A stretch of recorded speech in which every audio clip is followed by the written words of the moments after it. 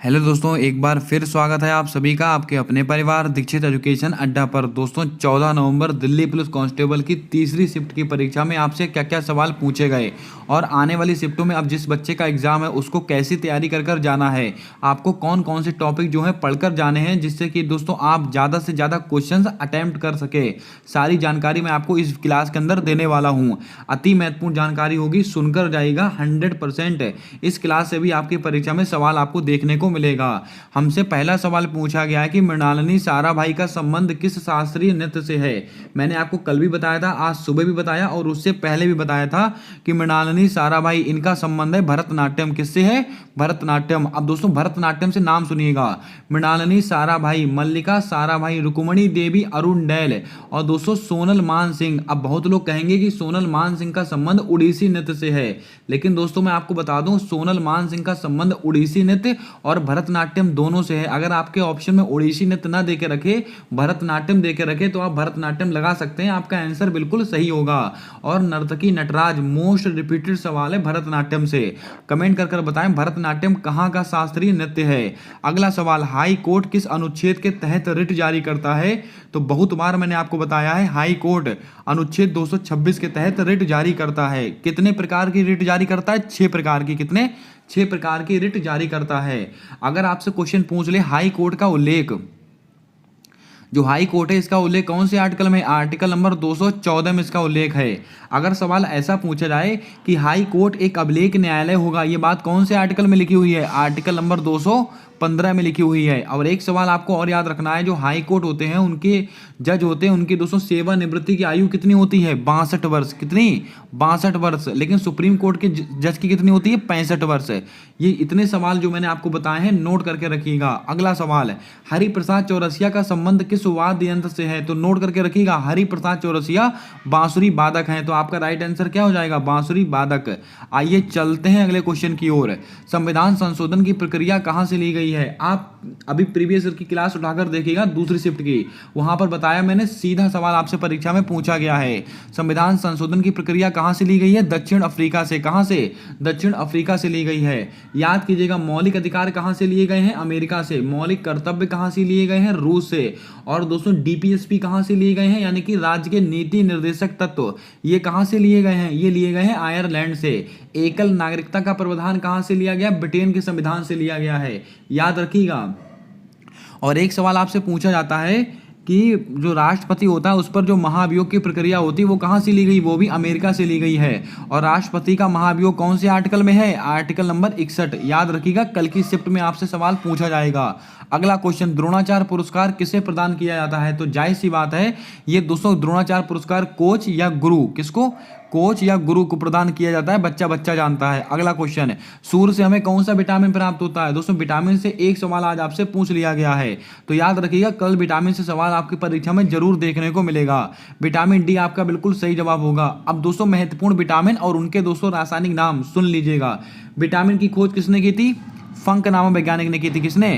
फंक नामक वैज्ञानिक ने की थी। और दोस्तों vitamin A, vitamin B, vitamin C, vitamin D, vitamin E, vitamin K जल में घुलनशील विटामिन कौन से हैं? विटामिन बी सी जल में घुलनशील हैं। वसा में घुलनशील विटामिन कौन से हैं? विटामिन ए डी ई के। ये बात आपको याद होगी, जनरल बातें हैं। विटामिन ए का रासायनिक नाम क्या होता है? रेटिनॉल। विटामिन बी का रासायनिक नाम क्या होता है? विटामिन बी1 का क्या होता है? थायमीन। और विटामिन बी12 बी12 इसका रासायनिक नाम क्या होता है? साइनोकोबुलिन, क्योंकि इसके अंदर कोबाल्ट धातु पाई जाती है।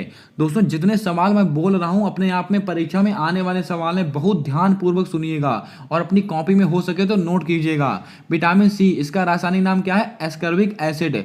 विटामिन डी इसका रासायनिक नाम क्या है? आप कमेंट करके बताएंगे। विटामिन के इसका रासायनिक नाम क्या है? फिलोक्विनोन। और विटामिन ई इसका रासायनिक नाम क्या है? टोकोफेरॉल। इतनी जानकारी आपको होनी चाहिए। विटामिन डी का नाम दोस्तों क्या है? जल्दी से इसका जवाब आपको कमेंट कर कर देना है। चलिए बढ़ते हैं अगले क्वेश्चन की ओर। अगला सवाल हमसे पूछा गया था कि सेबी का अधिनियम निम्नलिखित में से किस वर्ष से संबंधित है? दोस्तों बहुत बार मैंने आपको कराया हुआ है सवाल। सेबी की स्थापना दोस्तों कब हुई थी? वर्ष 1988 में हुई थी। कब हुई थी? अगर आपसे इसकी स्थापना पूछी जाती, स्थापना अगर इसकी पूछी जाती तो 1988 ईस्वी में सेबी की स्थापना हुई थी, लेकिन इसका अधिनियम कब का है? 1992 का। यानी कि स्थापना पहले होगी, अधिनियम बाद में आया। थोड़ा स्ट्रेंज है लेकिन सवाल ऐसा ही पूछा गया है। और सेबी की पहली महिला अध्यक्ष कौन बनी थी? माधवीपुरी बुच। नोट कर लीजिएगा, परीक्षा में सवाल बन सकता है। अगला question, long walk to freedom किसकी पुस्तक है? नेल्सन मंडेला की पुस्तक है, बच्चा बच्चा जानता है। प्रस्तावना में पंथ निरपेक्ष शब्द किस संविधान संशोधन के द्वारा जोड़ा गया? कुछ इस तरह का सवाल पूछा गया था। तो जिसने दोस्तों पॉलिटी का हमारा ब्रह्मास्त्र वाली क्लास देखी होगी, एक सवाल उस ब्रह्मास्त्र से बाहर नहीं जा रहा है। मैं आज 3 शिफ्टों का एनालिसिस करा चुका हूं। अब वो दोस्तों क्लास आपको वो पीडीएफ कैसे मिलेगी अभी मैं आपको बताऊंगा, बने रहिएगा। अगला क्वेश्चन, 42वां संविधान संशोधन कब हुआ था? 1976 ईस्वी को हुआ था 42वां संविधान संशोधन। प्रस्तावना में मात्र एक बार संशोधन हुआ था और 3 शब्द जोड़े गए थे। कौन कौन से? समाजवाद, पंथ निरपेक्ष और अखंडता।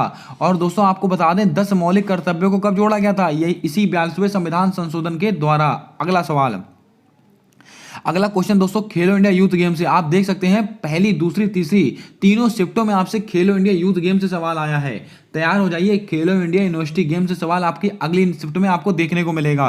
खेलो इंडिया यूथ गेम में प्रथम स्थान पे कौन रहा था? महाराष्ट्र। आप दोस्तों सेकंड शिफ्ट की क्लास उठाकर देखी, वहीं पर सवाल बताया था, आज हूबहू सवाल आपसे पूछ लिया गया है।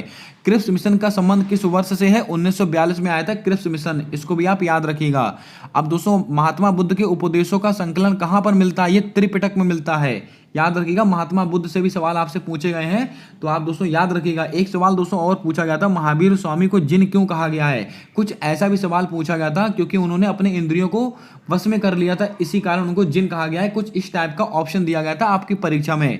ये क्वेश्चन भी आज की शिफ्ट में आपसे पूछा गया है। अगला सवाल पूछा गया है कि वर्ष 2001 की तुलना में वर्ष 2011 में हिंदुत्व वृद्धि दर कितनी रही है? तो दोस्तों ये 2011 की जनगणना पढ़कर जाएगा, सवाल डेली बनेगा। वही 20% आपका बिल्कुल राइट आंसर होगा। अगला क्वेश्चन है, सिविल सर्विस अधिनियम का संबंध किस वर्ष से है? तो 1892 आपका बिल्कुल राइट आंसर होगा। अब दोस्तों सिविल सर्विस की बात आई है। दोस्तों भारत में सिविल सर्विस का जनक किसको कहा जाता है? कॉर्नवालिस को कहा जाता है। पुलिस का जनक, इनको भी पुलिस का जनक भी कॉर्नवालिस को कहा जाता है, याद रखिएगा। अगला सवाल, जल्दी से बताएं सिविल सर्विस डे ये कब मनाते हैं? इसका जवाब जल्दी से आपको कमेंट कर बताना है। अगला क्वेश्चन पूछा गया है कि बौद्ध धर्म के प्रचार के लिए किस भाषा का प्रयोग किया गया? प्राकृत भाषा। अब दोस्तों बौद्ध धर्म की बात आई है तो कुछ महत्वपूर्ण फैक्ट मैं आपको नोट कराता हूं, जैसे कि बौद्ध संगतियां, पहली, दूसरी, तीसरी, चौथी, ये 4 बौद्ध संगतियां हैं जो आपको पढ़कर जाना है। परीक्षा में यहीं से सवाल आपसे बनते हैं। पहली वाली बौद्ध संगति दोस्तों कहां हुई थी? तो आपको याद होगा राजगृह में हुई थी। कहां पर हुई थी? पहली वाली बौद्ध संगति हुई थी राजगृह। कहां हुई थी? राजगृह। दूसरी वाली वैशाली, तीसरी वाली पाटलिपुत्र, चौथी वाली कुंडलवन कश्मीर। ये 4 बौद्ध संगतियां हुई थी। और पहली वाली बौद्ध संगति किसके समय हुई थी? अजात शत्रु के समय हुई थी। दूसरी वाली काला अशोक, तीसरी वाली अशोक, चौथी वाली कनिष्क के समय हुई थी। याद रखिएगा, परीक्षा में सवाल बन सकते हैं। अगर दोस्तों आपको हमारी कंटेंट वाली जो क्लास है उसकी पीडीएफ चाहिए है, बहुत सारे बच्चों ने उसको परचेस किया हुआ है। और दोस्तों मैं आपकी जानकारी के लिए बता दूं, अभी तक मैंने जितनी भी पीडीएफ आपको टेलीग्राम पर प्रोवाइड कराई है सब फ्री ऑफ कॉस्ट प्रोवाइड कराई है। लेकिन दोस्तों ये कंटेंट वाली पीडीएफ, इसके लिए आपको ओनली 20 रुपीज पे करने पड़ेंगे। और यकीन मानिए, आपका अगर दिल्ली पुलिस कांस्टेबल के साथ कोई सा भी एग्जाम है तो ये 4 से 5 पीडीएफ आप पढ़कर जाइएगा, आपको आधा कंटेंट वहीं से आपको देखने को मिलेगा। आप पीडीएफ उठाएंगे, फिर आप देखेंगे कि दोस्तों आज की शिफ्टों में से जितने सवाल बने, कितने सवाल वहां से आपसे पूछे गए, आप खुद देख लीजिएगा। आपको ये पीडीएफ कैसे परचेस करनी है मैं आपको बता देता हूं। एक नंबर मैं आपको प्रोवाइड करा रहा हूं, ये देखिए,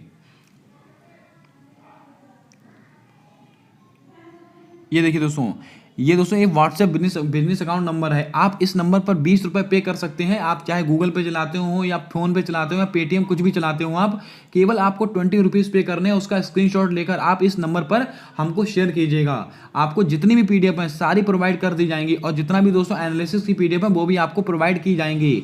ये दोस्तों 20 रुपए बहुत छोटी बात है, लेकिन दोस्तों आपको इतने रुपए में इतना ज़्यादा कंटेंट मिलने वाला है कि आपकी परीक्षा में सीधा आपको सवाल देखने को मिलेगा। अगर आपको पसंद आता है तो आप जरूर परचेस कीजिएगा। आइए चलते हैं अपने अगले क्वेश्चन की ओर।